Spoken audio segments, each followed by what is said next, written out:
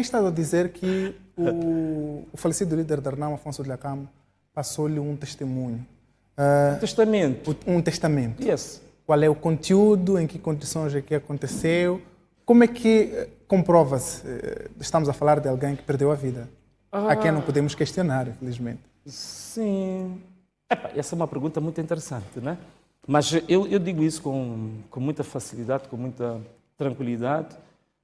Por quê? Porque eu, quando fui à Serra da Gorongosa, foi depois de 9 anos, eu contei-te, que foi em 2008 que eu comecei a privar com o presidente Afonso Dhlakama, e só fui à Serra da Gorongosa em setembro de 2017.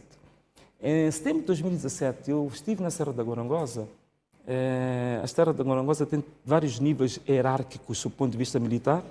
Há um sítio mais básico, que é ali onde o presidente Dhlakama deu um aperto de mão ao presidente Nyusi, que foi conhecido como a Praça Dhlakama Nyusi. Tem um primeiro estágio, que é o estágio onde ficam as motorizadas e o equipamento. Tem o terceiro estágio, que é o estágio onde se recebem figuras civis. E tem um último estágio, onde só vão militares. Então, em setembro de 2017, eu fui para o penúltimo estágio.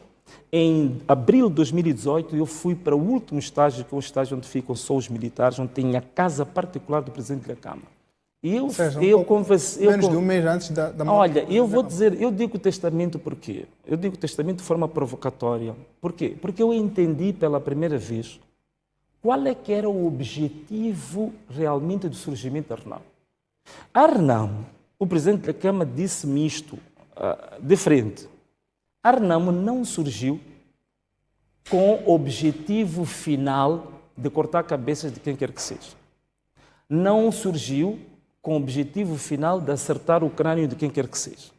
As armas que foram usadas pela RENAMO foram apenas um instrumento de pressão para alguns ideais muito concretos que se tinha para o país. Daí que as armas foram utilizadas, se fores a ver, as maiores transformações políticas constitucionais que este país teve foi com base nas armas. Isso é inegável. Né? Toda a transformação econômica, do ponto de vista da política constitucional, foi com base nas armas da RENAMO. Então, as armas foram apenas um instrumento para uma transição para um país normalizado, um país livre, um país de direito democrático. E eu ouvi estas palavras justamente do presidente. E ele ainda me dizia mais: não olhes para mim a começar a tentar te recordar das mortes que houveram, das emboscadas que haviam nas estradas. Olha para mim agora, estou a falar contigo, meu filho, perceberes que o meu objetivo final não era estar com armas. Eu estou a chamar a ti e estava a chamar vários civis na altura. Veja só que isto foram palavras que eu ouvi dele um mês antes da morte dele.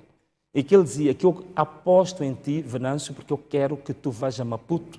E a partir de Maputo vai começar uma revolução para Moçambique todo. É por isso que dentro da RENAMO, para aquele que está dentro da RENAMO... Este é o testamento. Dentro da RENAMO há uma palavra que eu... Sabes como é que se chama Maputo? Digamos assim, na gíria da RENAMO? Maputo é Gorongosa 2. Isso não é dito ao acaso. Maputo é Gorongosa 2. Então, a Gorongosa 1 foi a Gorongosa pela qual a luta foi feita a partir das armas. Gorongosa 2, que é Maputo, seria, digamos assim, o início de uma luta, de uma RENAMO verdadeiramente política, de uma RENAMO voltada para o combate a partir do debate político. Então, é isto que eu recebi dele. E é isto que eu encarnei, a mim eletrizou-me e me convenceu de fato a entrar na RENAMO. Então, quando eu digo que é um testamento, é nesse sentido, porque quando começo a ouvir alguns comentários sobre a gênese da RENAMO, às vezes algumas pessoas dizem: a RENAMO tem história. Então fico atento para ouvir o que ele quer dizer que a RENAMO tem história. Quando diz que a RENAMO tem história, falam de quê? A RENAMO, há sangue por trás da RENAMO, há pessoas que morreram, há armas, há tradições militares, não sei o quê. Não é essa RENAMO que levou Afonso Dhlakama a pegar em armas. Ele pegou em armas, essa história da RENAMO foi apenas instrumental para uma RENAMO genuinamente política, uma RENAMO moderna, uma RENAMO que defende os direitos humanos, uma RENAMO que quer trabalhar para o progresso deste país. Então, é esse testamento de que eu falo, não é?